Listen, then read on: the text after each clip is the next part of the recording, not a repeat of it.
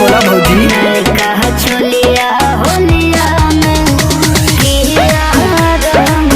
ऐसा न का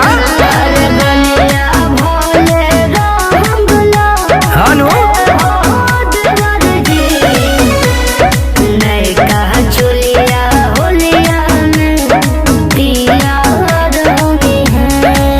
कुल धनु नहीं खातिर चोरा के रखबू।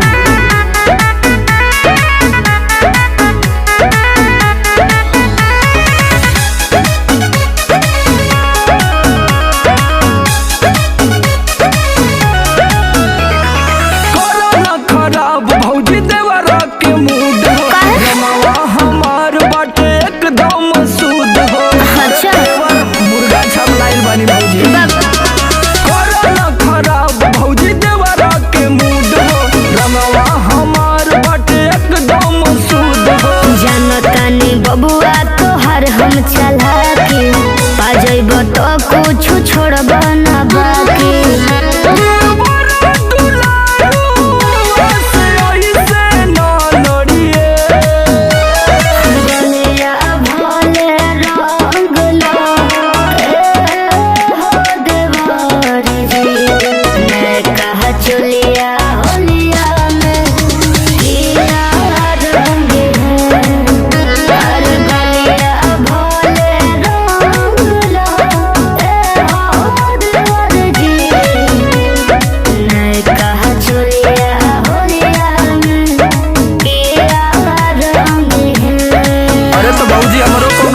सेट कर दे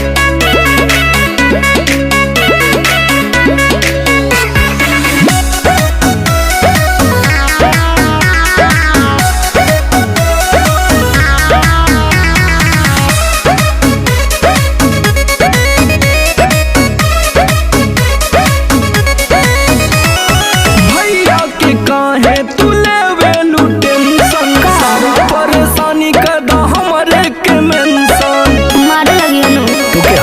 दया ना होता का भैया के काहे तू लेवे टेंशन सारा परेशानी का दा हमरे के मेंशन। सुनो समर काहे भले लधी इहे आदत तो हर लगेला नानी।